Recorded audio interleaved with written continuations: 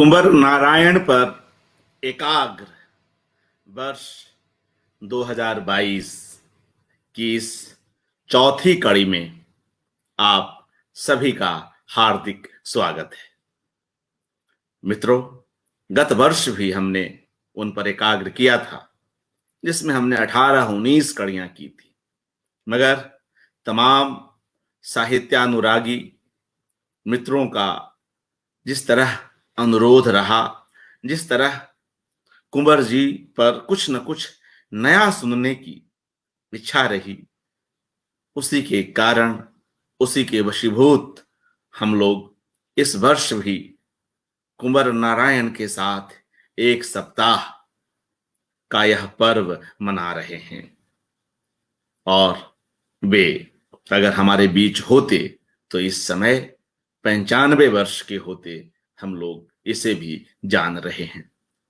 उनके मित्र जो हैं उसकी एक बड़ी संख्या है, और वह संख्या उनके मित्रों की कई पीढ़ियों में है। यह एक लेखक की बड़ी ताकत है। जो संवाद प्रियता हम उनके लेखन में देखते हैं, दरअसल वह संवाद प्रियता ही उनकी एक ऐसी ताकत रही जिससे वे इन तमाम अलग अलग पीढ़ियों के साथ जुड़े रहे और विभिन्न विधाओं में न सिर्फ स्वयं लेखन करते रहे, बल्कि जहां भी रहे, लखनऊ हो या हो दिल्ली, वे अपने घर को, अपने आसपास को आम कला माध्यमों का एक संकुल बनाते रहे। आज हम सभी के लिए बेहद खुशी की बात है कि उनके दो मित्र हमारे साथ जुड़ रहे हैं। मेरा इशारा जिन दो लोगों के साथ है वे हैं रमेश दीक्षित जी और वंदना मिश्र जी। ये दोनों ही लोग जिस तरह से कुंवर जी की यादों को अपने साथ संजोए हुए हैं, वह बेहद महत्वपूर्ण है। किसी व्यक्ति की, किसी सर्जक की इससे अधिक सफलता भला और क्या हो सकती है। जब हमने यह अनुरोध रमेश जी के साथ और वंदना मिश्र जी के साथ साझा किया तो वे सहर्ष तैयार हो गए, जबकि वे इस समय अपने शहर में भी नहीं हैं, कुछ निजी और पारिवारिक कामों से दिल्ली में हैं। और मैं संयोग से अभी लखनऊ से ही बात कर रहा हूं। यह भी क्या एक सुखद बात है। तो मित्रों, हम लोग आज की इस कड़ी में रमेश दीक्षित जी को और वंदना मिश्र जी को सुनेंगे। आज या कहिए इस बार की यह कड़ी कुछ इसलिए भी खास है, जिसकी ओर भी मुझे लगता है कुछ लाइटर टोन में हम बात कर सकते हैं मित्रों। और वह यह, 1 मिनट का मुझे समय दें, जो बात मैं कहना चाह रहा हूं वह यह कि किस तरह से इस बार का एकाग्र कुछ ऐसा संयोग बन रहा है कि जोड़ियों के साथ संवाद का भी एकाग्र हो रहा है। पूर्व में हमारे साथ सलीम आरिफ सपत्नीक आए, और ये दोनों ही जाने माने रंगकर्मी हैं, सलीम आरिफ और लुबना सलीम जी। इन दोनों ने भी बेहद खूबसूरत ढंग से कुंवर जी की यादों को हम सभी के साथ साझा किया। उनकी कविताओं का पाठ भी लुबना सलीम जी ने किया। आज भी यह जोड़ी जो आप सुन रहे हैं वह एक साथ हमारे बीच है, और हम लोग उनकी यादों के गलियारे में चलेंगे। रमेश दीक्षित जी और वंदना मिश्र जी की यह जोड़ी।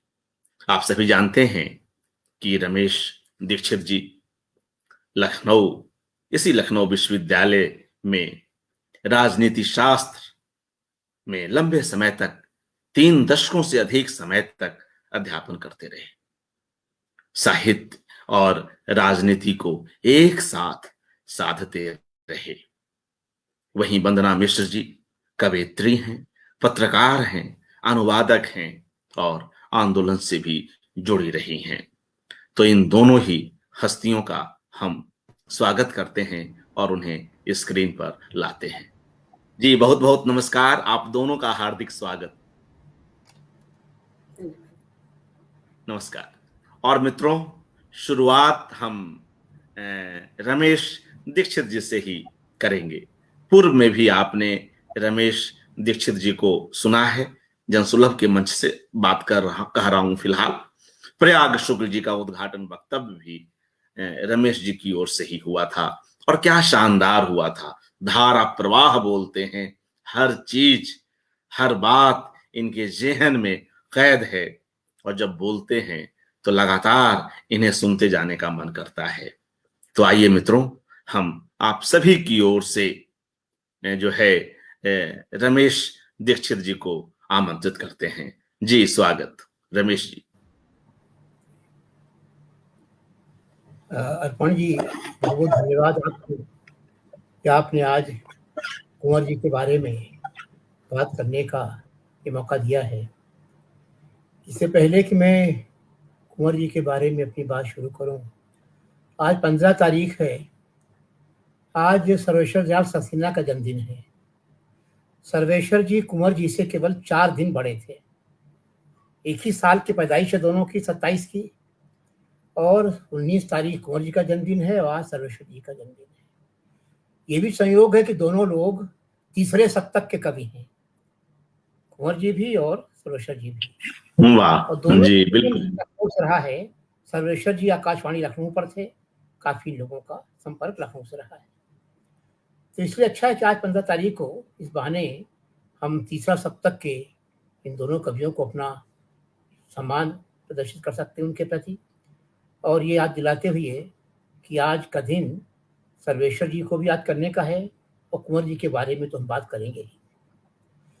जब मैं दिल्ली से लखनऊ गया सन 82 में, तो हमारे जितने भी दिल्ली शहर के वरिष्ठ अग्रज थे, या वरिष्ठ कहना चाहिए, उन लोगों ने जिन्होंने हमको काफ़ी कुछ लिखने पढ़ने समझने का शौर दिया था, उन लोगों ने लखनऊ जाने से पहले कहा था कि मुझे कुंवर जी से जरूर मिलना चाहिए। और इन लोगों में मनोहर श्याम जोशी जी, रघुवीर सहाय जी और हमारे वरिष्ठ मित्र कमलेश जी, ये 3 लोग थे जिन्होंने कुंवर जी से भी कह दिया था कि हमारे काफ़ी निकट रहे रमेश दीक्षित लखनऊ आ रहे हैं, कभी आपसे संपर्क करेंगे तो आपका स्नेह इनको मिलना चाहिए। मगर संयोग की बात यह है कि लखनऊ आने के बाद एक लंबा अरसा लग गया मुझे उनसे मिलने में। संकोच मेरी तरफ से था और साथ साथ ये भी था कि जो छवि लखनऊ शहर में खासतौर से प्रगतिशील हलकों में उनके बारे में बताई गई थी कि बहुत ही अभिजात किस्म के व्यक्ति हैं, बहुत ही रिजर्व रहते हैं और बहुत ही कम बातचीत करते हैं, तो उन तमाम चीज़ों के संदर्भ में थोड़ा सा संकोच होता रहा मिलने में, और थोड़ा सा वक्त लग गया कि ऐसा कुछ संकोच मेरी तरफ से था, और ये भी था कि मैं जाऊंगा तो किस तरह से जाऊं, शुरुआत करूं। तो इसका पहला मौका तो मिला उनकी 75वीं सालगिरह पर, और 75वीं सालगिरह पर लखनऊ के गोल्फ क्लब में पीसी शर्मा जी आईएएस अफसर रहे हैं पुराने, उनकी पत्नी दीपक शर्मा जी कहानीकार हैं। इन शर्मा दंपत्ति ने उनके 75वें वर्ष पर गोल्फ क्लब में आयोजन रखा था, जिसमें प्रयाग शुक्ल भी दिल्ली से आए हुए थे। तो एक मौका था जिसमें हम लोग उनके साथ थोड़ा सा अंतरंग होने का मौका मिला था गोल्फ क्लब लखनऊ में। उसके बाद ऐसा कुछ रहा कि 2 लोग जो लखनऊ के उस समय मूर्धन्य हुआ करते थे हमारे दौर में, श्रीलाल शुक्ल जी और कुंवर नारायण जी, दोनों में अंतर तो उम्र का 2 साल का था, पर दोनों में गजब की समानताएं थी। और समानताएं इस मामले में दोनों व्यास सम्मान वाले, साहित्य अकादमी वाले, ज्ञानपीठ वाले, पद्म भूषण वाले, और इस तरह से वो दोनों आपस में काफी मित्र भी। और दोनों में ये फर्क है पृष्ठभूमि का। शिलाल जी गांव की पृष्ठभूमि के और कुंवर जी घाटी शहरी पृष्ठभूमि के फैजाबाद के रहने वाले, दोनों की फर्क पड़ती है। और दोनों अब काफी मित्र थे और दोनों का हम लोगों को काफी स्नेह पाने का मौका मिला, मुझे भी और वंदना जी को। दूसरा मौका यह हुआ जबकि उनके घर उनको कोई पुरस्कार मिला था कुंवर जी को, और उन्होंने लखनऊ शहर के करीब 10-15 लोगों को अपने यहाँ बुलाया था खाने पर, जिसमें हमें भी निमंत्रण मिला। और उस निमंत्रण मिलने में थोड़ा सा कहना चाहिए योगदान वंदना जी की पहले मित्र थी, वो हमारी बाद में हुई, हमारी ओला थी इटली के रहने वाली, तो वो वहाँ ठहरी हुई थी कुंवर जी के यहाँ। तो शायद उन्होंने ही कहा हो, जो भी हो, खैर हम लोग वहाँ पर गए। और इस आयोजन के बाद फिर ऐसा कुछ हो गया, उस पहली भेंट के बाद से ही हम लोग कुंवर जी के परिवार का अभिन्न अंग होते चले गए, धीरे धीरे ही वहाँ पर भी। उसमें स्थिति ऐसी बनी कि एक बार कुंवर जी के यहाँ पे ये जो SOS है लंदन का, स्कूल ऑफ ओरिएंटल स्टडीज का, उसके उस वक्त वो रीडर थे, प्रोफेसर नहीं हुए थे, रूपर्ट स्नेल, वो आए हुए थे, कुंवर जी के यहाँ ठहरे हुए थे। तो कुंवर जी ने नाश्ते पर केवल मुझे और वंदना को बुलाया रूपर्ट स्नेल से बातचीत करने के लिए। और फिर ऐसे कई मौके आते गए कि अगर कुंवर जी के यहाँ कोई भी बाहर से कोई विद्वान, कोई समाज वैज्ञानिक, कोई साहित्यकार या कोई संगीतज्ञ कोई आया, कलाकार, तो हम लोग उन लोगों में होते थे कि अगर 4-5 लोग भी हैं तो हमारी और वंदना के प्रति रघु कुंवर जी का और भारती जी का स्नेह हमेशा रहता था, हम वहाँ वश हुआ करते थे। तो एक तरह देखा जाए, जब उनसे हमारी अंतरंगता बढ़ी तो मैंने पाया कि वो अभिजात्य तो मुझ में है, मगर वो अभिजात्य इतना शालीनतापूर्ण है कि कहीं किसी तरह के अहंकार की, एरोगेंस की कोई चीज दिखाई नहीं पड़ी। मुझे लगा कि कुंवर जी इतने सरल और सहज व्यक्ति थे कि पता नहीं लोगों ने कैसे धारणा बना ली थी लखनऊ शहर में कि वो बहुत ही रिजर्व टाइप के हैं। मुझे तो नहीं लगा, मुझे तो हर बार ही लगा कि हर बार कुछ न कुछ सीखने का मौका मिला और हर बार उनका विशेष स्नेह पाने का मौका मिला। ये हमारा अनुभव रहा है। जहाँ तक मैं इतना अधिकारी व्यक्तित्व नहीं हूँ उनके साहित्य के बारे में चर्चा कर सकूं, मगर उनकी आत्मजयी किताब से मेरा परिचय काफी पहले से हो गया था। जब मैं दिल्ली में PhD कर रहा था और सप्ताह शास्त्र में रह रहा था, तभी मैंने वो किताब खरीदी थी आत्मजयी की। और मुझे भी नचिकेता का चरित्र बहुत ही पसंद था, इसलिए भी कि थोड़ा सा उपनिषदों के बारे में जानकारी मेरी भी थी पारिवारिक पृष्ठभूमि की वजह से। और दूसरा, नचिकेता इस अर्थ में कि किस तरह से एक बच्चा, एक किशोर बहस करता है यमराज से तमाम बड़े बड़े सवालों पर, जीवन के बारे में, मृत्यु के बारे में, अध्यात्म के बारे में, ईश्वर के बारे में, प्रकृति के बारे में। तो मुझे भी थोड़ा सा एक फैसिनेशन था उस कैरेक्टर के लिए। आत्मजयी पढ़ा तो थोड़ा सा और ज्यादा नचिकेता के चरित्र के बारे में और ज्यादा कहना चाहिए नए ढंग से सोचने का मौका मिला था। तो आत्मजयी तो मैं पढ़ चुका था। बाकी मैं धीरे धीरे जो कहना चाहिए, जो तार सप्तक की, तीसरे सप्तक की जो कविताएं थी, उनसे भी मैं परिचित था, कुंवर जी के भी। मगर बाद में जब इतना निकट आता चला गया तो उनकी कहानी, आकारों के आसपास तमाम चीजें, इनके बारे में भी पढ़ने का, बातचीत करने का, खुद कुंवर जी से बतियाने का मौका भी मिलता चला गया मामले में कहना चाहिए। तो दरअसल कुंवर जी से जो देर से मुलाकात हुई, जिसे कहते हैं देर आयद दुरुस्त आयद, तो देर से मुलाकात हुई मगर इतनी गहरी मुलाकात हुई कि उनका स्नेह इतना हमारे ऊपर रहा कि जिसके हमें कहना चाहिए कोई प्रतिदान करने की स्थिति तो हम लोग नहीं थे, और हमारे लिए गौरव की बात थी, गर्व की बात थी, कितना मूर्धन्य साहित्यकार हम लोगों को अपने परिवार का सदस्य मानता है। इस बात का संतोष हमको हमेशा बना रहा। एक बात मैं जरूर कहना चाहता हूँ कि कुंवर जी ने आत्मजयी जहां से शुरू किया था वो शायद 60 के दशक की है, 65 वगैरह की किताब है, 65 की, और जहां वो खत्म किया उन्होंने बाद में बाजेश्वा के बहाने जो उनका कनाची खंड काव्य आता है, तो इन दोनों के बीच का अंतराल कितना ज्यादा भले हो तो ध्यान देने की बात है। एक ही जगह के पात्र हैं दोनों। कठोपनिषद का पिता पुत्र हैं। एक आत्मजयी में बात हो रही है नचिकेता के बारे में, और उनके पिता बाजश्रवा के बारे में चर्चा हो रही है बाजश्रवा के बहाने में। पहला जो खंड काव्य है उसमें तो मृत्यु से साक्षात्कार है। बाजश्रवा एक गुस्सैल व्यक्ति हैं, राजा हैं। वो अपनी तमाम गायें दान कर चुके हैं, याज्ञवल्क्य महर्षि को ले चुके हैं वो। और नचिकेता को परेशानी हो रही है कि पिताजी इतनी मरगिल्ली गायें क्यों दे रहे हैं, दान में दे रहे हैं, अच्छी गाय देनी चाहिए थी, देनी ही तो थोड़ा सा वो उसको परेशानी हो रही थी। वो बार बार कहता पिताजी आप हमें किसको देंगे, और बाजश्रवा जी गुस्से में आकर कहते हैं मैं तुझे यमराज को दूंगा।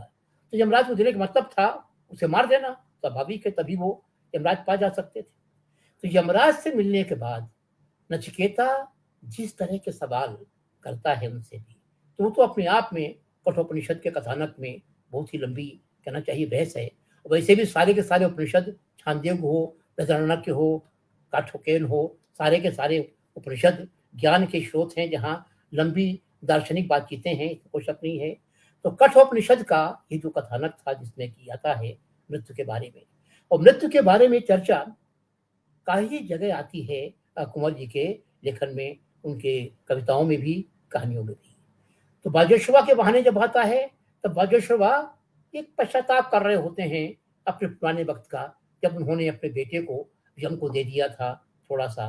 तो एक लंबा कहना चाहिए आत्मजयी से लेकर बाजश्रवा के बहाने तक कहना चाहिए, दोनों के बीच जो अंतराल है वो अंतराल ये समझने का है कि किस तरह से कुंवर जी उस एक थीम पर अटके हुए थे कि जहां उन्हें नचिकेता की जिज्ञासा, प्रश्नाकुलता, और उधर कहना चाहिए कि बाजश्रवा का वो पश्चाताप का जो दौर रहा है। तो एक में मृत्यु से साक्षात्कार, और दूसरे में नई तरह की जिंदगी जीने का कहना चाहिए, उसके जीने के उत्सव के बारे में। ये दोनों चीजें एक साथ चलती हैं कुंवर जी के यहाँ। और वो बात का उनका एक कहना चाहिए, बहुत बात का कहना चाहिए जो उनका खंड काव्य है वो है कुमार जी ऊपर। कुमार जी 4वीं सदी के बौद्ध दार्शनिक हैं, जिन्होंने 300 से ऊपर भारतीय संस्कृत के ग्रंथों का चीनी भाषा में अनुवाद किया। उनके पिताजी, कुमार जी के पिताजी तो कश्मीरी ब्राह्मण थे, माताजी तो कुशा स्टेट थी, वहां की थी, मध्य एशिया का। तो किस तरह से कुमार जीव के बहाने से कुंवर जी बात करते हैं एक बुद्धिजीवी की नियत के बारे में, एक ऐसा बुद्धिजीवी जिसका पूरा प्रतिबद्धता केवल अपने रचनाकर्म के साथ में है। और वहां पर कुंवर जी लगभग बात कर रहे होते हैं एक तरह की कि किस तरह से किसी भी रचनाकार के लिए, किसी भी बुद्धिजीवी के लिए एक तो शारीरिक कहना चाहिए जीवन होता है, तो भौतिक जीवन उसका है, और एक जीवन जो प्राप्त करता है अपने कृतित्व से प्राप्त करता है। तो कुमार जी के जीवन में दोनों चीजें हैं। उन्हें अपनी प्रतिबद्धताओं के लिए भी राजा का कोभाजन भी बनना पड़ता है, मगर वो उनकी ज्ञान की जो पिपासा है उसका कहना चाहिए प्रमाण है। उस सब के बावजूद वे अपना लेखन पूरा करते हैं। ये ध्यान देने की बात है, ये महत्वपूर्ण है। फिर एक बात ध्यान देने की और भी है, मुझे लगता है कि कुंवर जी में एक चीज बार बार दिखाई पड़ती है, और मुझे वो दो लोगों में खास तौर दिखाई पड़ती है अलग से। कुंवर जी कवि हैं, कहानीकार हैं, और गद्य भी लिखते हैं। शिलाल जी उपन्यासकार, कहानीकार रहे हैं। दोनों में एक समानता है, दोनों में लौटने की बात बार बार होती है, लौटते हैं।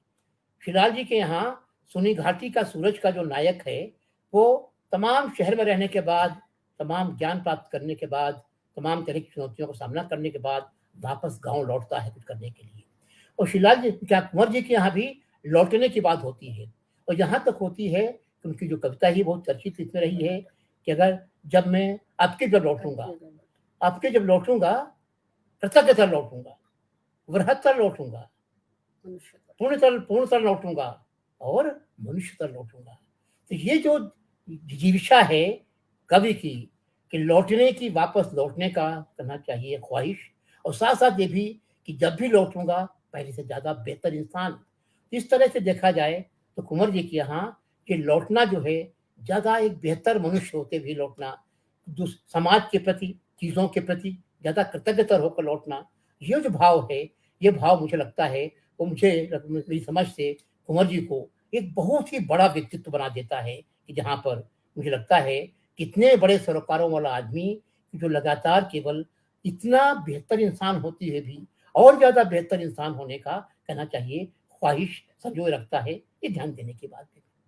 तो मुझे ये कहने में अच्छा लग रहा है कि मुझे लगातार लखनऊ के उस प्रवास के दौरान मुझे न केवल उनके घर लगातार जाने का, बल्कि मेरे घर पर भी 2-3 बार तो ऐसा हुआ कि श्रीलाल जी, कुंवर जी और भारती जी साथ-साथ हमारे घर पे आए और एक समय तो ऐसा था, एक शाम तो ऐसी थी कि जहाँ कुंवर जी और भारती जी की उपस्थिति में श्रीलाल जी ने बाकायदा एक क्लासिकल कहना चाहिए गाना गाना गाया था, जो हम लोगों की याद में अभी तक दर्ज है, जिसका हम लोग उल्लेख एक संस्मरण में श्रीलाल जी के बारे में कर भी चुके हैं। तो ये जो कहना चाहिए, सबसे बड़ी चीज़ ये कि कुंवर नारायण जी जितनी विधाओं में लिख रहे थे, जितनी उनकी गहराई से समझ थी, साहित्य के बारे में, फ़िल्म के बारे में, कलाओं के बारे में, ललित कलाओं के बारे में, उसके साथ-साथ एक बेहतर इंसान कि जो पूरी गुंजाइश देते थे, हमारे जैसे अल्पज्ञ लोगों को भी उन्हीं विधाओं के बारे में उनसे बात करने का। और उनके यहाँ एक चीज़ बड़ी कॉमन है, उनके व्यक्तित्व में भी थी, उनके लेखन में भी थी, समानता के प्रति आग्रह। मुझे लगता है कि बहुत से कम ऐसे इस स्तर के साहित्यकार होंगे, मूर्धन्य साहित्यकार, जिनमें बराबरी का ऐसा भाव होगा। और ये बराबरी का भाव तो कुमार जी भी कहना चाहिए, उनका जो कहना चाहिए खंडकाव्य है, उस खंडकाव्य में कुमार जी भी स्त्री के प्रति, स्त्री के साथ बराबरी के बारे में और बुद्धिजीवियों के बीच बराबरी के बारे में, जहाँ बराबरी है, उम्र का कोई भी भेद नहीं है, लिंग का कोई भेद भी नहीं है, वर्ग का कोई भेद नहीं है। इस तरह का कहना चाहिए जो सोच है कुंवर जी के, वो उनके लेखन में भी है, उनके व्यक्तित्व में भी लगातार दिखाई पड़ा। तो मैं समझता हूँ कि मुझे तो उनके साथ संवाद करने का, बात करने का, बहस करने का जो मौका मिला, उसने मुझे मनुष्य से ज़्यादा बेहतर मनुष्य बनाया, ये मुझे कहने में कोई संकोच नहीं है। और एक अर्थ में कहा जाए तो मैं काफ़ी रफ टफ आदमी था, गाँव का रहने वाला हूँ, अवध के गाँव का, तो थोड़ा-सा एक तरह का बहुत ही शौर, एक तरह के साथ, एक तरह की शालीनता, एक तरह का कहना चाहिए बहुत ही शालीन भाव उन्होंने, तो कुंवर जी ने दिया, जिसकी वजह से ये साहस हो सका कि हमारे जैसे लोग उनके साथ बातचीत कर पाते थे। ध्यान देने की बात। मुझे लगता है कि कुंवर जी को लखनऊ से और जल्दी चले जाना चाहिए था। हमको नुकसान ज़रूर होता, मगर हमें लगता था कि लखनऊ बहुत छोटी जगह है, कुंवर जी जैसे विराट कहना चाहिए बौद्धिक प्रतिभा संपन्न व्यक्ति के लिए और रचनाकार के लिए। लखनऊ शहर की एक खास आदत रही है कि उसमें अपने लोगों के प्रति थोड़ा-सा उपेक्षा का भाव रहता है। या तो उसमें आतंक का भाव मान लेते हैं, तो दूरी बनाए रखते हैं लोग, या फिर ईर्ष्या का भाव होता है। तो दोनों स्थितियों में जो व्यक्ति कुछ भी कर सकता है, सामर्थ्य होती, क्षमता होती है, उसे लोग या तो अपने से परे रखते हैं या उसके योगदान को उतना महत्व नहीं देते हैं जितना महत्व मिलना चाहिए। मुझे लगता है कि कुंवर जी भी दिल्ली आने के बाद, हालाँकि जब वो लखनऊ छोड़ रहे थे, काफ़ी दुखी थे, मगर दिल्ली आने के बाद मैं समझता हूँ, उन्हें जितना बड़ा कहना चाहिए फलक मिला था अपने को अभिव्यक्त करने का, वो अगर पहले और पहुँच गए होते, तो और भी ज़्यादा वो संतुष्ट रहे होते, ये मेरा मानना है। मुझे लगातार दिल्ली में भी उनके घर, चित्तरंजन पार्क वाले घर में जाते रहने का, बातचीत करते रहने का हमेशा मौका मिला, और मैं ही कह सकता हूँ कि मैं तो उनसे मिलकर समृद्ध हुआ ही। तो एक बात और बताऊँ, क्योंकि मैं उस दिनों जब मिला था कुंवर जी से, तो मैं कांग्रेस पार्टी का स्पोक्सपर्सन था यूपी का। बताते रहते थे किस तरह से उनके चाचा जी कृष्णा जी जो थे, वो चंद्रभान गुप्ता के काफ़ी करीब थे। किस तरह से कुंवर जी का आचार्य नरेंद्र देव के साथ में, वो भी फैज़ाबाद के थे, इन तमाम लोगों के साथ एक अच्छा रिश्ता हुआ करता था। फिर बताते रहते थे किस तरह से उसके घर में, उसी घर में जहाँ हम लोग बैठते थे, उस घर में तमाम तरह के बड़े-बड़े संगीतकार आते थे, किस तरह से शास्त्रीय गायन हुआ करता था, ये बताते रहते थे। तो हमें लगता है कि हमें तमाम उस तरह की बातें शेयर करने का मौका उनके साथ मिला। इसके लिए विस्तार से बात करने का समय यहाँ पर नहीं है। सिर्फ़ ये कहने के लिए कि आज 19 तारीख को उनकी सालगिरह होती है। तो आज जब हम उनके बारे में यहाँ बात कर रहे हैं, तो मैं फिर इसी बात को फिर दोहराता हुआ कि हम उनके सानिध्य में कुछ मनुष्यतर ज़्यादा बेहतर मनुष्य होने की कोशिश जरूर की, पता नहीं कितना हो पाए हैं।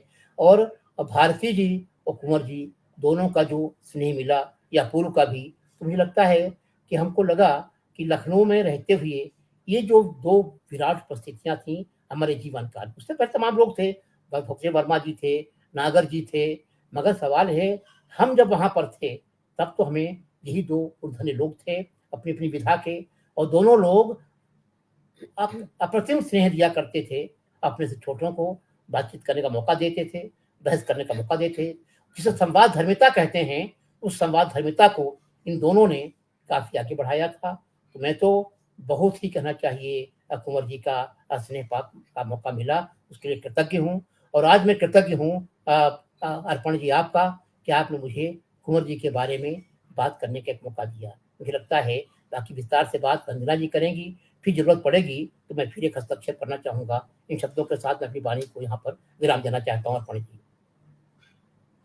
जी, शुक्रिया रमेश दीक्षित जी। और हम आपके आभारी हैं कि आप दोनों समय निकालकर यहाँ उपस्थित हुए, आप दोनों के आभारी हैं। मैं मित्रों वंदना मिश्र जी को बुलाऊं उससे पूर्व कुछ एक बात कुंवर जी के ही साहित्य से करूं, और बात क्या करूं उन्हें ही उद्धृत करता हूं, क्योंकि रमेश दीक्षित जी ने उन पर बात करते हुए उनके साथ जुड़ी यादों को साझा करते हुए उनकी कुछ एक महत्वपूर्ण कविताओं की चर्चा की, और एक साथ कहिए एक सांस में कहिए कि तीनों महत्वपूर्ण खंड काव्यों के भी हवाले उन्होंने दिए।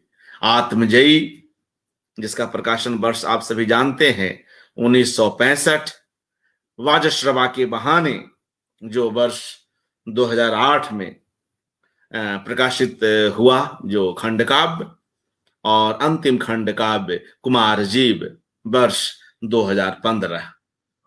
तो इस पर भी कल इन खंड काव्यों के बहाने भी चर्चा हुई थी, अनिल त्रिपाठी जी ने भी कुछ बातें की थी। तो मेरे हाथ में अभी मित्रों आप देख रहे हैं कि आत्मजयी कृति उपलब्ध है। तो इसमें जो भूमिका है उसका जो अंतिम अंश है, मैं सोचता हूं कि उसको पढ़ लें और उसके बाद हम लोग वंदना मिश्र जी को सुने। कुछ एक बातें रमेश जी ने उन दोनों ही संदर्भों में कही, जिसमें इसकी बात आती है आत्मजयी की और वाजश्रवा के बहाने की भी। कुंवर नारायण अपनी इस भूमिका में लिखते हैं, नचिकेता का प्रसंग इस दृष्टि से मुझे विशेष उपयुक्त लगा कि वह मुख्यतः धार्मिक क्षेत्र का न होकर दार्शनिक क्षेत्र का ही रहा, जहां वैचारिक स्वतंत्रता के लिए अधिक गुंजाइश है। दूसरे, नचिकेता पर बाद में जो थोड़ा बहुत साहित्य लिखा भी गया है, उसकी ऐसी सशक्त परंपरा नहीं है जो उसे फिर कोई नया साहित्यिक रूप देने में बाधक हो। न अब तक इस आख्यान के पूरा कथात्मक पक्ष को ही इस प्रकार लिया गया है कि वह आज के मनुष्य की जटिल मनः स्थितियों को बेहतर अभिव्यक्ति दे सके।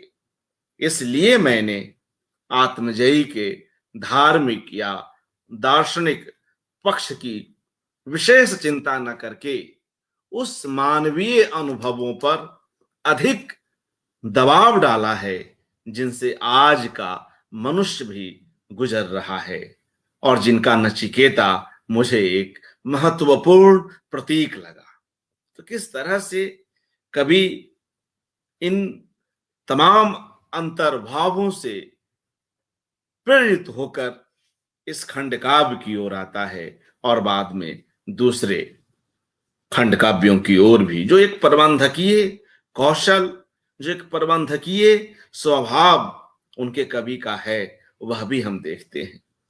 अगर आप लोग मुझे 2 मिनट की अनुमति दें तो क्यों नहीं इसका जो अंतिम हिस्सा है आत्मजयी का, मुक्ति बोध, उसकी पंक्तियों को हम लोग उद्धृत करते चलें अपने साथियों के लिए। वंदना जी। जी जी, मैं इसको पढ़ते हुए फिर हम वंदना जी को सुनेंगे और वापस रमेश जी के पास चलेंगे। मुक्ति बोध जो आत्मजयी का जो अंतिम हिस्सा है साथियों, उसको सुनते चलिए। यह भी संभव है, यह भी संभव है कि अपने और दूसरों के बीच अनिवार्य अंतरों को दूर तक सोचूं, सोचता रहूं, ध्रुव से विवेचनीय तक, यहां तक कि सारा संसार मेरी दृष्टि में सिकुड़कर तिल बराबर रह जाए और इसे जब चाहूं मूंद कर अंधेरे में घोल दूं। स्वयं अदृष्ट इसी माया वस्तु को बार बार धारण करूं, इसी भोग सामग्री को ग्रहण करूं, इससे छूटा रहकर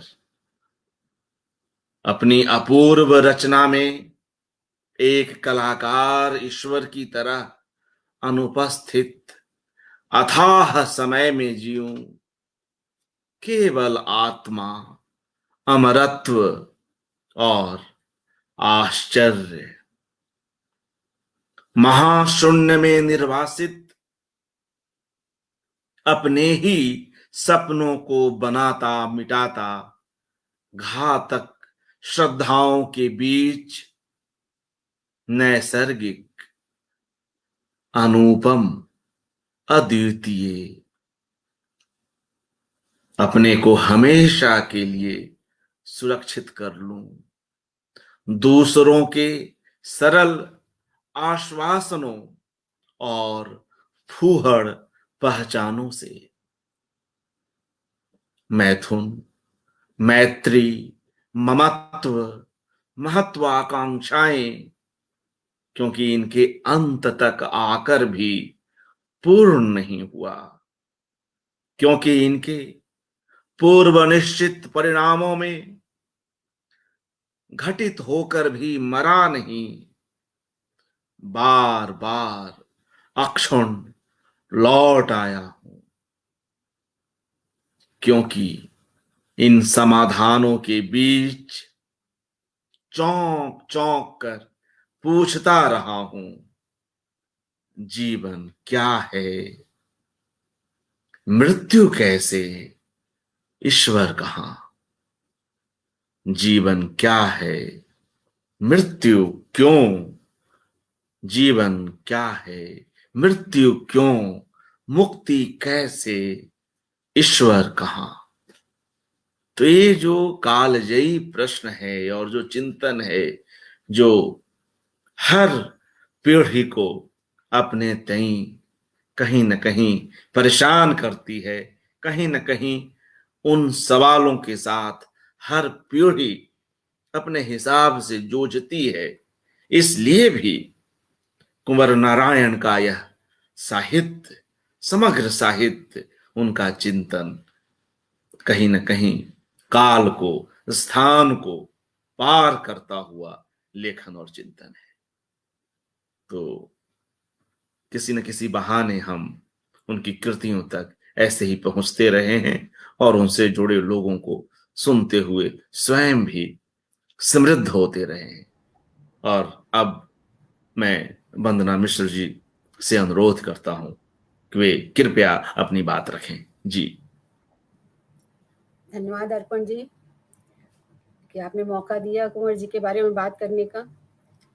कुंवर जी से मेरी मुलाकात, पहली मुलाकात के पीछे हमारी दोस्त थी मरियोला अफरीदी, जिन्होंने आत्मजयी का इतालवी में अनुवाद किया था। तो लखनऊ में रह रहे थे कुंवर जी, लेकिन किसी लखनऊ के साहित्यकार ने हमारी मुलाकात नहीं कराई थी, लखनऊ के किसी व्यक्ति ने हमारी मुलाकात उनसे नहीं कराई थी। हमारी मुलाकात मरियोला जी ने करवाई, क्योंकि मरियोला हमारी बहुत पुरानी दोस्त थी, दिल्ली में हमारी दोस्ती हुई थी। और फिर एक बार जब इत्तेफाकन उनसे मुलाकात हुई बहुत सालों बाद, तो उन्होंने बताया कि मैं लखनऊ जाती रहती हूँ और कुंवर जी के यहाँ ठहरती हूँ, तो अगली बार जब आऊँगी तो तुम वहाँ ज़रूर आना, कुंवर जी बहुत अच्छे आदमी हैं। और उन्होंने बहुत तारीफ़ें कुंवर जी से की, कुंवर जी से शायद हमारी तारीफ़ें की।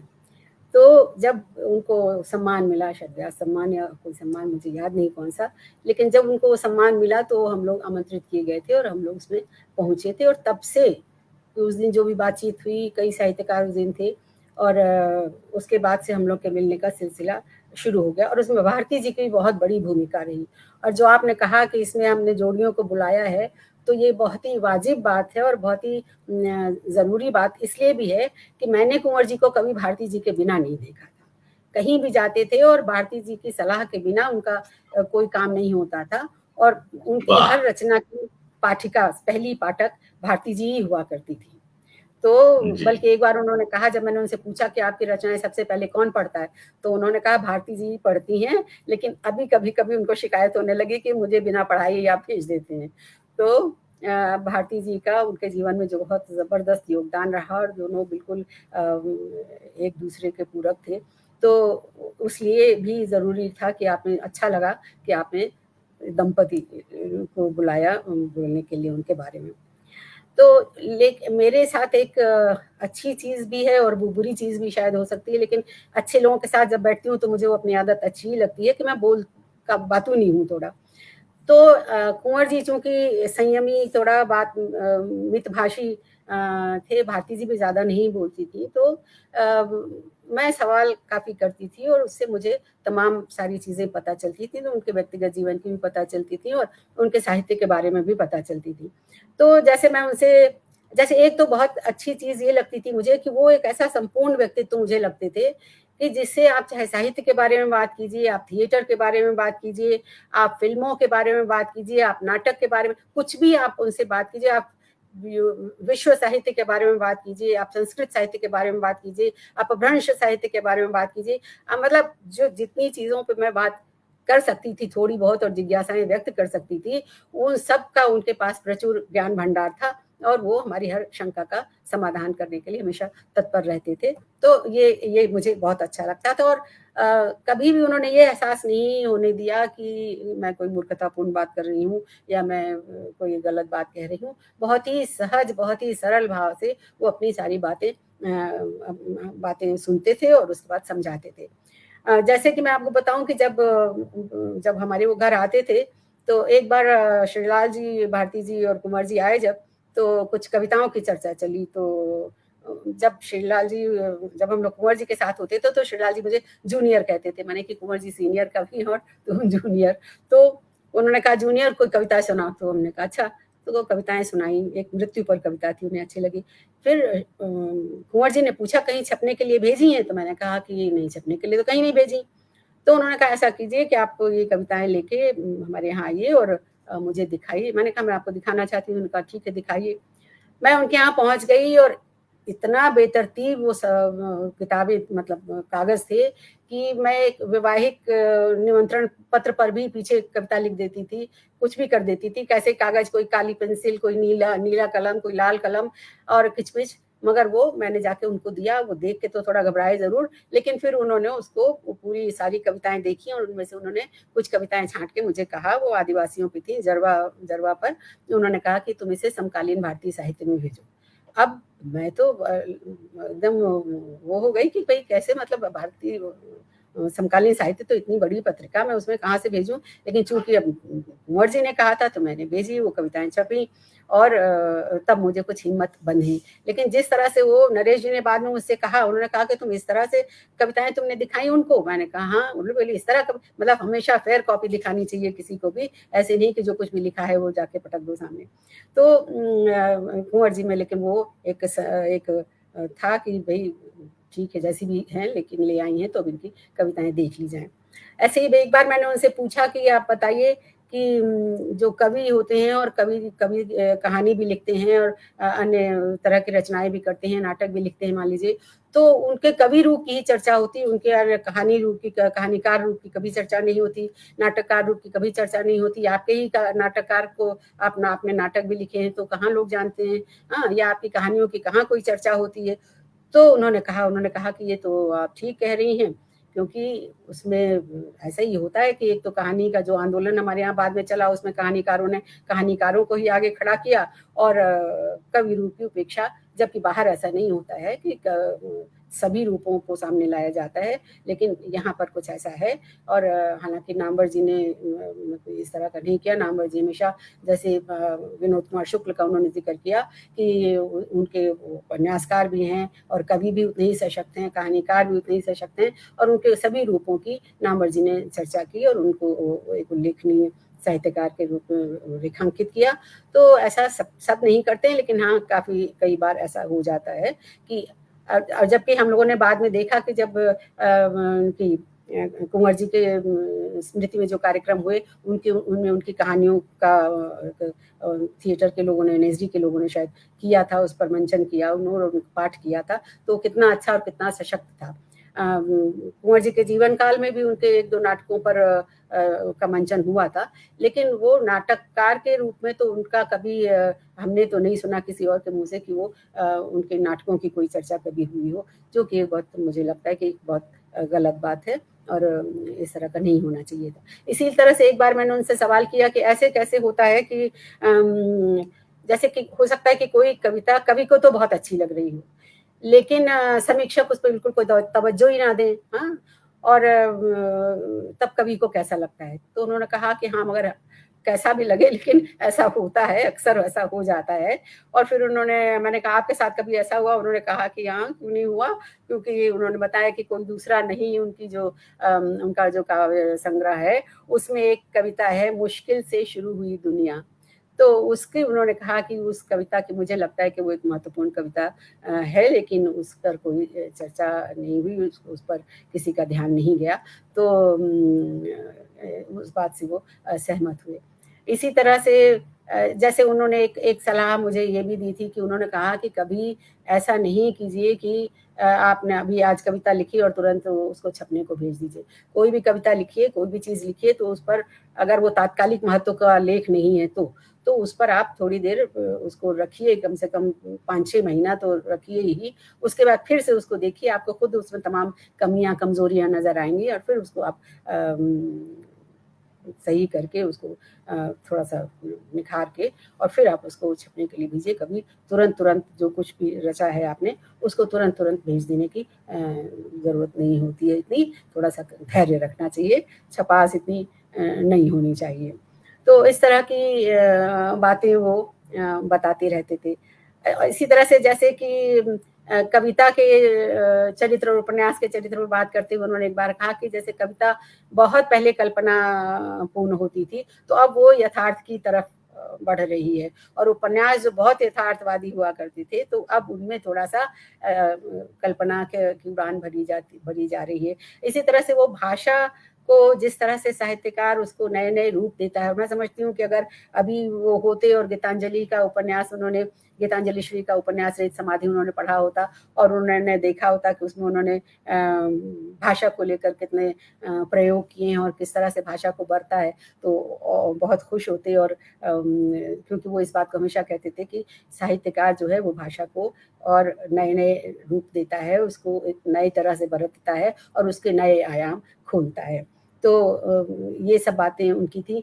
संगीत पर हम लोग कभी कभी बात करते थे, जैसे मैंने बताया, रमेश जी ने बताया कि एक बार हमारे घर जब आए थे श्रीलाल जी ने, तो वो मल्हार का कोई रूप था जो उन्होंने श्रीलाल जी ने सुनाया था, और फिर उस पर काफ़ी देर फिर मल्हार पर बात वगैरह होती रही। और फिर मैंने उनसे पूछा कि भाई आपको कौन सा, क्योंकि वो तो संगीत नाटक अकादमी के उपाध्यक्ष भी रहे थे और बहुत संगीत की उनको बहुत जानकारी थी, बहुत समझ थी, संगीत उनको बहुत पसंद था। तो मैंने एक बार उनसे पूछा कि आपको कौन सा कौन सा शास्त्रीय संगीतज्ञ आपको सबसे ज़्यादा पसंद है, तो उनको ग्वालियर घराना बहुत पसंद था। ग्वालियर घराने का संगीत उनको बहुत पसंद था और उसमें अमीर खां साहब की गायकी उनको बहुत पसंद थी और मालिनी राजुरकर की का गायन उनको बहुत पसंद था।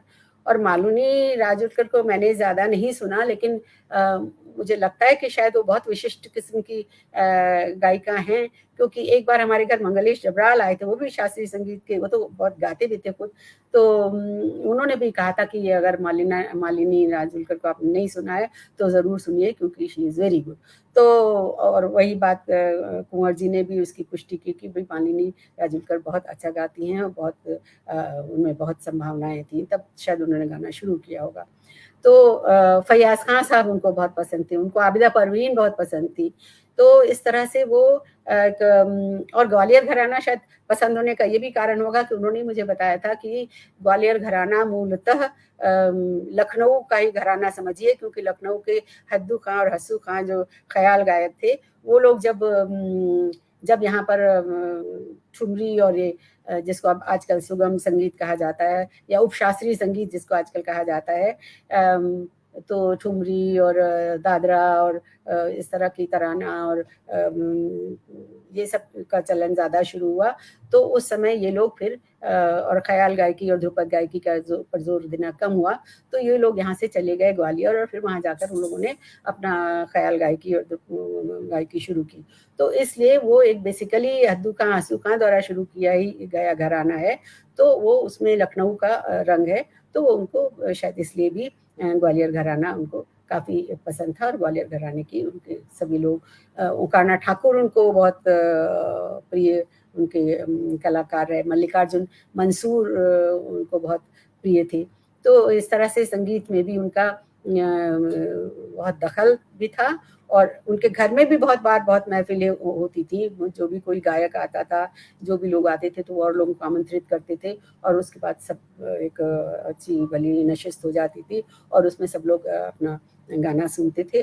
तो शायद ही कोई, मतलब मेरे ख्याल है जब तक कुंवर जी लखनऊ में रहे तो शायद ही कोई ऐसा होगा कि कोई गायक आया हो या कोई वादक आया हो या कोई इस तरह का कलाकार आया हो, तो वो ज़्यादातर लोग उन्हीं के यहाँ ठहरते थे। उनका घर सबके लिए खुला था, कलाकारों के लिए, गुणज्ञ लोगों के लिए, और फिर वहाँ पर फिर उनकी कला, वो अपनी कला का प्रदर्शन भी वो लोग करते थे और फिर और लोग बुलाए भी जाते थे। जैसे हमें पता है एक बार तो ऐसे तो खैर किसी प्रदर्शन में मैं ज़्यादा नहीं जा पाई, लेकिन एक बार उन पर फिल्म बनाने के लिए आए थे विनोद भारद्वाज जी और के विक्रम सिंह, तो तब भी हम लोग आमंत्रित थे और जो वहाँ के साहित्यकार थे लखनऊ के वो सब लोग आमंत्रित थे वहाँ पर। तो वो फिल्म, हालांकि अब उसके बाद से मैंने देखी नहीं वो फिल्म कि उसमें क्या हुआ, उसमें कुछ कैसी बनी वो फिल्म या क्या रहा, लेकिन वो एक फिल्म बनाई गई थी, विनोद भारद्वाज जी ने बनाई थी।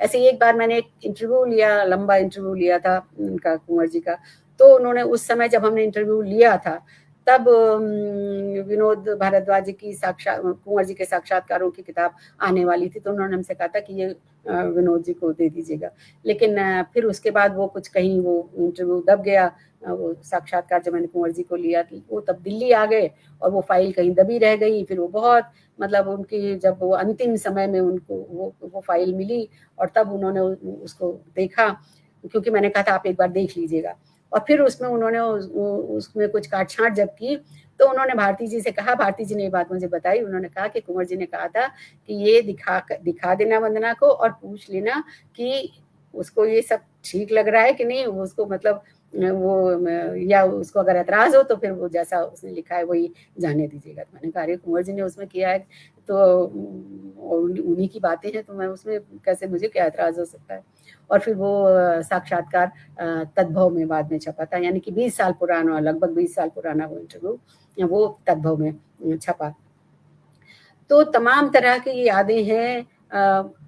एक तो इतने अच्छे वो मेज़बान थे कि आपकी ही बातें ज़्यादा सुनेंगे, अपनी वो कम बोलेंगे, और फिर दूसरी बात ये कि हम उनके घर कभी भी गए हों आज तक, तो कभी ऐसा हुआ नहीं कि हम बिना खाना खाए वहाँ से आए हों। अगर नाश्ते के समय गए हैं तो नाश्ता, और खाने के समय गए हैं तो खाना, मतलब चाहे उन्होंने इनवाइट नहीं किया हो खाने के लिए तो भी खाना खिलाए बिना उन्होंने कभी हम लोग को नहीं भेजा। अभी भी हम जब चित्तरंजन पार्क जाते हैं तो भारती जी बहुत स्नेह से खातिरदारी करती हैं, और अपूर्व जी में भी वही स्वभाव आया है। तो उनके यहाँ जाना एक मतलब अपने परिवार के बुजुर्ग से मिलना होता है।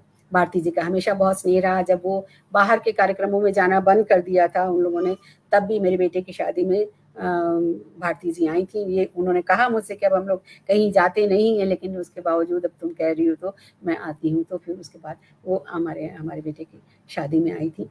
और चूँकि मेरा बेटा भी उनका बड़ा फ़ैन है, उनके साहित्य का बड़ा गुणग्राहक है, तो उसको भी उन्होंने कई किताबें, उन्हें अपनी किताबें उसको भी उसके नाम भी उन्होंने भेंट की है। तो इस तरह से दस्तखत करके ज़ाहिर है। तो इस तरह से जो उनकी ये चीज़ें, अच्छा उर्दू, मतलब ये बहुत लोगों को शायद नहीं मालूम होगा कि उर्दू शायरी भी उन्होंने खूब की। तो एक बार मैंने उनसे कहा कि आपने उर्दू शायरी भी तो आप करते हैं, क्योंकि एक आध शेर उन्होंने कभी सुनाए। तो उन्होंने कहा कि शायरी नहीं है, वो डायरी है। क्योंकि वो मतलब निजी चीज़ है, उसमें कोई ऐसी बात नहीं है कि उसको शाया नहीं किया जा सकता है, इसलिए कि मैं उसको एक तरह से, वो रियाज़ होता है छंद का। और अगर आप छंद में अच्छे हैं, अगर आपके छंद पे पकड़ है, तो आपका मुक्त छंद, आपका फ्री वर्स में भी जो आप लिखते हैं, उसमें उसकी आभा रहती है, उसमें उसका संगीत रहता है। तो इसलिए छंदों का रियाज़ रहना चाहिए। इसी तरह से एक बार उन्होंने, मुझे नहीं पता समय कितना है हमारे पास, लेकिन एक बार उन्होंने इसी तरह से, मैंने जब उनसे पूछा कि जैसे अंग्रेजी वगैरह के उसमें हम लोग कहीं नहीं ठहरते हैं, तो उसका क्या कारण है? तो उन्होंने कहा कि एक तो इसका कारण एक तो ये है कि हम लोग भारतीयता की पहचान में ऐसा हुआ है कि हमने अपने को पाश्चात्य साहित्य से जोड़ा है, हमने अपने को संस्कृत से जोड़ा है, लेकिन हमने जो हमारी बीच की मध्यकालीन परंपरा थी, जो बहुत सशक्त परंपरा थी, उसको भक्तिकालीन कह करके एक रिजेक्ट किया गया। तो ऐसा नहीं है। उस समय आप संतों को देखिए कि उन्होंने अपनी वाणी से किस तरह से पूरे देश की जनता को कनेक्ट किया है, किस तरह से, और उनकी क्या कविता है, उनकी उसमें क्या रवानी है, उसमें कितने, उसका कंटेंट भी कितना मजबूत है।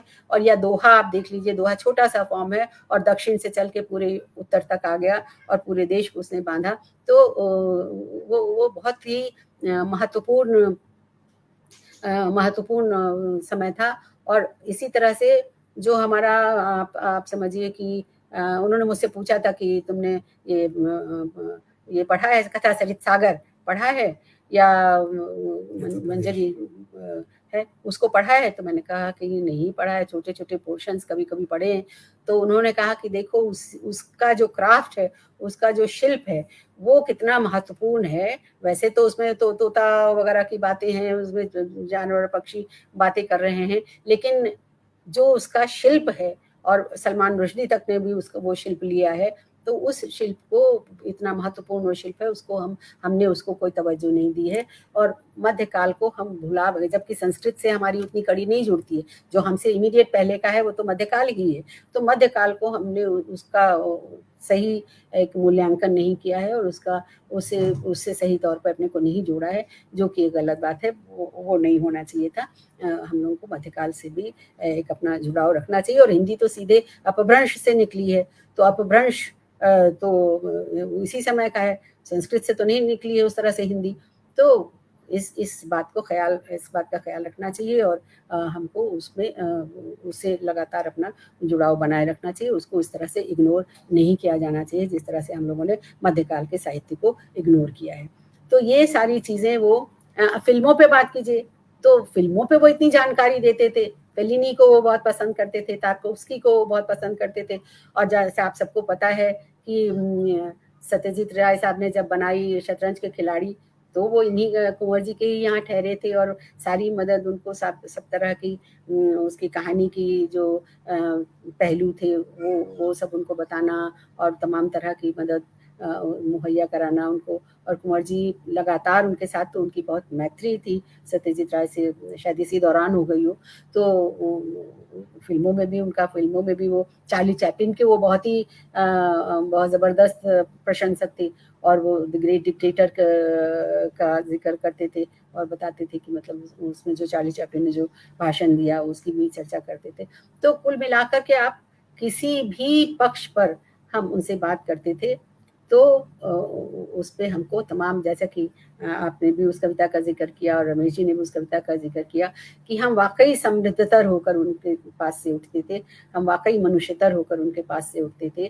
क्योंकि ऐसा जो जिसको कहेंगे कि हम तो फिलोसोफर भी थे और कवि भी थे और लेखक भी थे, और समीक्षाएं उनकी देखिए, समीक्षाएं उनकी जो उन्होंने फिल्मों की समीक्षाएं लिखी हैं और साहित्य की समीक्षाएं लिखी, वो बहुत ज़बरदस्त काम है, और उसको पढ़िए तो एक नई दृष्टि मिलती है, और एक नया शऊर मिलता है उनको पढ़ करके। तो मैं समझती हूँ कि जो हमारे शिखर मूर्धन्य कवि कुंवर नारायण जी हैं, उनका जीवन इतना समृद्ध था और वो इतना देते रहे हमेशा लगातार। हालांकि वही जो रमेश जी ने बात कही कि लोग थोड़ा उनसे कम मिलते थे और थोड़ा एक कुछ उनको शायद लगता था कि रिजर्व किस्म के व्यक्ति हैं, और ये लोगों को लगता ही था। क्योंकि मैं एक और घटना के बाद जिक्र करूं आपसे, तब मैं कुंवर जी से कभी मिली नहीं थी, तो विनोद दास जी एक किताब लेके हमारे पास आए, लोठार लुत्से की, और वो किताब में विष्णु खरे जी का इंटरव्यू था, उसमें कुंवर जी का नहीं था। लोठार लुत्से ने वो किताब कुंवर जी को प्रेजेंट की थी, और उस पर उन्होंने ये लिखा था कि अनफॉर्चुनेटली इसमें आपका इंटरव्यू नहीं है। और शब्द एग्जैक्टली मुझे नहीं याद है, लेकिन भाव उसके यही थे कि ये किताब मैं आपको भेंट करता हूँ, और बहुत मुझे रंज है इस बात का कि इसमें आपका इंटरव्यू नहीं है। तो उसमें कमलेश जी का भी इंटरव्यू था, और विनोद दास जी ने अपनी पत्रिका वो उस समय निकाला करते थे, तो उन्होंने वो मुझे किताब ला के दी, कुंवर जी की किताब थी वो, कुंवर जी से ला के मुझे दी, और मुझे कहा कि इसमें कमलेश जी का जो आर्टिकल है, कमलेश जी का जो इंटरव्यू है, वो आप ट्रांसलेट कर दीजिए। और उसके बाद वो किताब कहीं खो गई। तो मैं, विनोद जी की शक्ल मुझे याद है कि मतलब वो किताब नहीं मिल रही है, मैंने कहा नहीं, अब तो कहीं मिस हो गई, कहीं नहीं मिल रही है, मैंने ढूंढ के थक गई हूँ, मुझे नहीं मिल रही। बोले वो कुंवर जी की किताब थी। अब मुझे भी बड़ी शर्मिंदगी हुई, और फिर उसके लिए मैंने इतना जतन किया कि हमारे एक दोस्त थे मृत्यु बोध, उन्होंने लोठार लुत्से से मुलाकात करके वो दिल्ली आए हुए थे, और उनसे एक कॉपी ली उस किताब की, बिल्कुल नई कॉपी, वो शायद नया एडिशन था, वो कॉपी लेकर के उन्होंने, मृत्युबोध ने मुझे भेजी कि मैं वो कॉपी कुंवर जी तक पहुंचा दूं, जो कि मैंने पहुंचा दी। हालांकि उनको नहीं मिली, मैंने विनोद दास जी को दी थी, अब वो कहाँ बीच में किताब गायब हो गई मुझे नहीं पता, लेकिन फिर वो ओरिजिनल किताब कुंवर जी की मुझे मिल गई, जो मैंने यहाँ चित्तरंजन पार्क में भारती जी को सौंपी, पूरी कहानी बता करके। तो लेकिन जिस तरह से वो एक विनोद दास जी को जो एकदम से धक्का सा लगा कि अरे, और कुंवर जी से कुछ ऐसा कि जैसे अब मैं क्या कहूँगा उनसे, तो कुछ ऐसा था मन में शायद लोगों को कि एक, और शायद वो उनका व्यक्तित्व ऐसा था कि वो इस तरह से कुछ कहेंगे नहीं। जब कोई कुछ नहीं कहता है, कोई डांट फटकार ले, कोई कुछ कह दे, तो आपको ठीक लगता है, कोई मतलब चलो निपट गई बात। लेकिन अगर कोई कुछ नहीं कहता, अच्छी छोड़िए, कोई ऐसा कोई बात नहीं, ठीक है, तो और बहुत विनम्रता से आपसे पेश आता है, और उसके बाद आपको कुछ भी नहीं कहता है, तो आप जरा सा मन में ज्यादा सा कुछ जाते हैं। तो ऐसे हमारे कुंवर जी की हम लोग को बहुत याद आती है। कोई 19 सितंबर ऐसी नहीं जाती है जब हम उनको याद ना करें, मतलब उनको विश नहीं करते थे। हमेशा लखनऊ, जब वो दिल्ली चले गए तब भी हम लखनऊ से उनको विश करते थे, भारती जी उठाते, भारती जी से भी बात होती थी, उनसे भी बात होती थी, अभी उनके कार्यक्रम होते थे, हम लोग उनमें जाते थे, और इधर कोरोना की वजह से वो कार्यक्रम नहीं हो पाए। लेकिन अपूर्व जी और भारती जी मिलके जितना जो काम कर रहे हैं, अपूर्व जी उनकी किताबों को के तमाम ट्रांसलेशंस ला रहे हैं, और उनके तमाम काम उनका कर रहे हैं, वो बहुत ही मतलब एक लायक बेटे का काम है। अपूर्व जी को मैं क्या मतलब कहूँ, क्योंकि वो तो खुद ही इतने विद्वान हैं, और वो तमाम काम में लगे हुए लगातार वो उनका काम कर रहे हैं, और उनकी स्मृति में जो कार्यक्रम आयोजित करवाते हैं वो भी बहुत शानदार कार्यक्रम होता है, और उसमें कुंवर जी के कई पक्षों का जो वैसे अनजाने रह गए थे, वो उन पक्षों को भी वो सामने लाते हैं।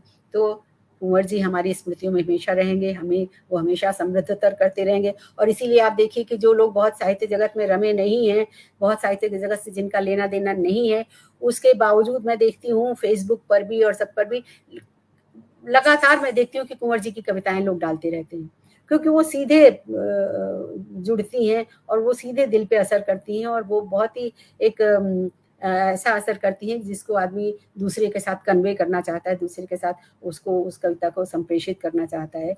तो वो और इसीलिए उसमें तमाम भाषाओं में उनके अनुवाद हुए हैं उनकी किताबों के। इतालवी में तो मैंने बताया ही कि कोई दूसरा नहीं का और आत्मजयी का, और बाकी जापानीज में भी हुआ है और तमाम भाषाओं में, जर्मन में भी हुआ है और कितनी जगह बुलाए जाते थे कुंवर जी।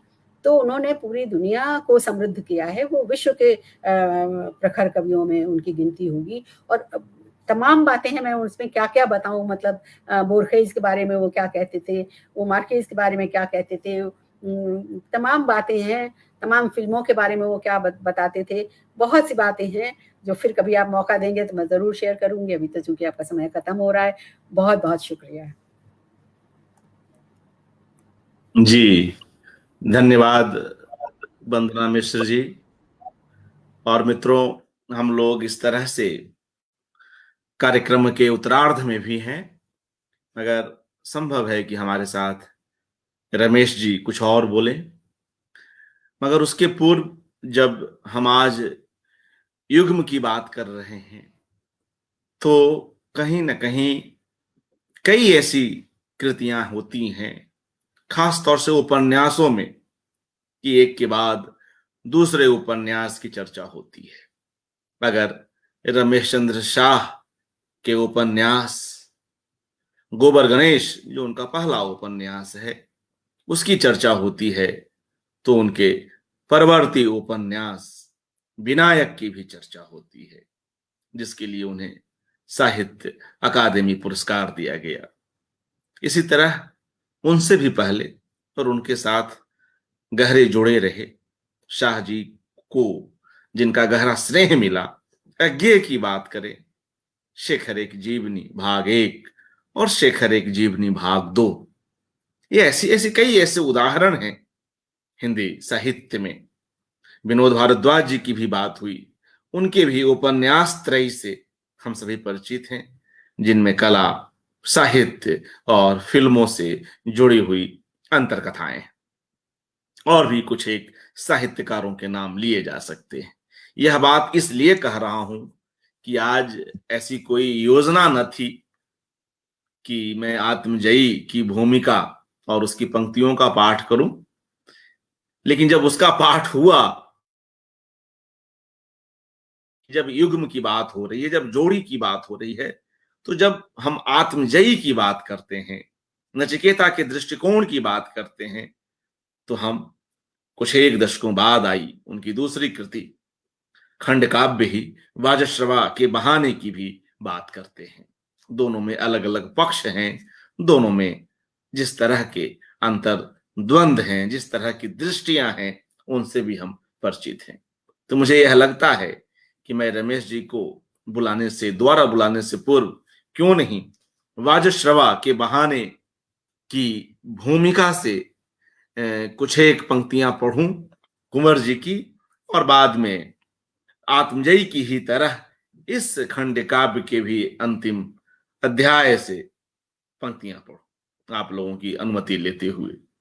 मित्रों, वाजश्रवा के बहाने में कुंवर जी लिख रहे हैं, इस कृति में ऋग्वेद की कुछ सूक्तियों, उनकी गूंजों और अनुगूंजों को विशेषतः का हिरण्यगर्भ पुरुष, नास दिए, सृष्टि, उषस आदि की स्पष्ट अस्पष्ट ध्वनियों को आसानी से पहचाना जा सकेगा। पहले भाग नचिकेता की वापसी में जीवन के आह्वान और उदय को देखा गया है। दूसरे भाग वाजश्रवा के बहाने में एक विदग्ध जीवन का सायंकाल है। दोनों एक ऋतु चक्र के अभिन्न हिस्से हैं। चक्र में चढ़ाव उतार की चक्राकार गति है, आरंभ और अंत नहीं है। नचिकेता का आंखें खोलना वाजश्रवा के लिए इसी अर्थ में एक नई दृष्टि और सृष्टि की उपलब्धि है। तो यह एक अंश पढ़ा, और जो इस खंड काव्य का जो दूसरा खंड है वाजश्रवा के बहाने, जिसकी बात अभी भूमिका में भी आपने सुनी, पहला खंड नचिकेता की वापसी और दूसरा खंड वाजश्रवा के बहाने, उसमें जो दो अलग अलग उपखंड बनाए गए हैं, उसमें उपरांत जीवन का जो अंतिम अध्याय है उसकी पंक्तियों को पढ़ते हुए हम लोग वापस अपने वक्ताओं के पास चलेंगे। शब्दों का परिसर, इसको पढ़ता हूं। मेरे हाथों में एक भारी भरकम सूची ग्रंथ है। विश्व की तमाम सुप्रसिद्ध और कुप्रसिद्ध जीवनियों का कोष्ठक में जन्म मृत्यु की तिथियां हैं। वे सब उदाहरण बन चुके हैं। कुछ नामों के साथ केवल जन्म की तिथियां हैं। उनकी अंतिम परीक्षा अभी बाकी है। जो बाकी है वह कितना बाकी रहने के योग्य है? एक ऐसा सवाल है जिसके सही उत्तर पर निर्भर है केवल एक व्यक्ति की नहीं, बल्कि व्यक्तियों के पूरे समाज की सफलता या असफलता। पढ़ते पढ़ते एक दिन मुझे लगा एक ही जीवनी को बार बार पढ़ रहा हूं। कभी एक ही अनुभव के विभिन्न पाठ, कभी विभिन्न अनुभवों का एक ही पाठ। अंतिम समाधान के नाम पर उतने ही विराम जितने वाक्य, और जितने वाक्य उससे कहीं अधिक विन्यास। शब्दों का विशाल परिसर मानो एक दूसरे से लगे हुए छोटे छोटे अनेक गुहा द्वार, भीतर न जाने कितने विविध अर्थों को आपस में जोड़ता हुआ भाषाओं का मानव परिवार अचानक ही घोषित होता समाप्त। हम चौंक पड़ते। अमूल्य सामग्री, साज सज्जा, सारा किया धरा, तीतर बितर। विषय और वस्तु वही रहते। समाप्ति को उलटकर रेत घड़ी की तरह फिर रख दिया जाता आरंभ में, और फिर शुरू होती धूमधाम से किसी नए अभियान की उल्टी गिनती। ढिंढोरा पीटता, इस बार बिल्कुल मौलिक। लेकिन इस बार भी यदि अधूरा ही छूट जाए कोई संकल्प, तो इतना विश्वास रहे कि सही थी शुरुआत। लेकिन इस बार भी यदि अधूरा ही छूट जाए कोई संकल्प, तो इतना विश्वास रहे कि सही थी शुरुआत, कि सही थी शुरुआत। बहुत बढ़िया। जी शुक्रिया। तो मित्रों, एक अद्वितीय कवि, एक बड़ा कवि किस तरह से कविता का वितान रचता है, ये कुछ ऐसी ही उदाहरण है, छोटी मोटी कोशिश है। और अब हम लोग समापन वक्तव्य के लिए पुनः रमेश जी के पास चलते हैं। आदरणीय रमेश दीक्षित जी। अर्पण जी, आपने विस्तार से दोनों संग्रहों से जो उदाहरण दिए वे जानने के लिए काफ़ी हैं। कितने बृहत्तर मानवीय मूल्यों के लिए लगातार चिंतित थे कुंवर जी। ये बात जरूर कहनी चाहिए चाहिए अंत में कि मुझे लगता है कि भारतीय साहित्य में तो कोई ऐसा साहित्यकार नहीं है जिसकी समान गति हो भारतीय चिंतन परंपरा पर और पाश्चात्य चिंतन परंपरा दोनों का एक कहना चाहिए समन्वय की दृष्टि रखने वाला कोई और साहित्यकार तो दिखाई नहीं पड़ता है। फिर मैं उनकी वो दो पंक्तियां जरूर कहना चाहता हूँ कि समय होगा हम अचानक बीत जाएंगे, घर रहेंगे हम ही उनमें रह न पाएंगे।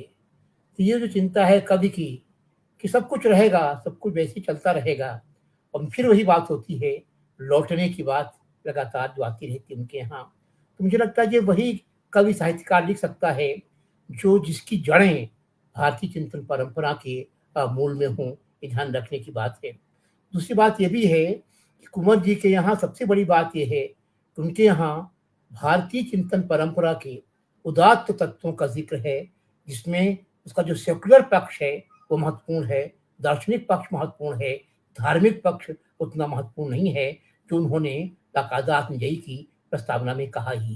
ये ध्यान रखने की बात है कि कुंवर जी उस परंपरा के वाहक हैं जो परंपरा भारतीय चिंतन परंपरा को आज के समसामयिक संदर्भों से जोड़ती है, और साथ साथ आज जिस तरह की चुनौतियां हमारे सामने हैं, समाज के सामने हैं, उन चुनौतियों का समाधान भी मैं समझता हूँ कि जितने भी उनके 3 कविता संग्रह हैं, कहना चाहिए कुमार जीव खंड काव्य हैं, कुमार जीव और ये आत्मजयी और दशरथ बहाने, इन तीनों को पढ़ें तो कम से कम वो हमें एक पूर्णता प्रदान करते हैं पूरे भारतीय समय को, भारतीय समाज को समग्रता में देखने का कहना चाहिए हमें एक आधार प्रदान करते हैं ये तीनों खंड काव्य।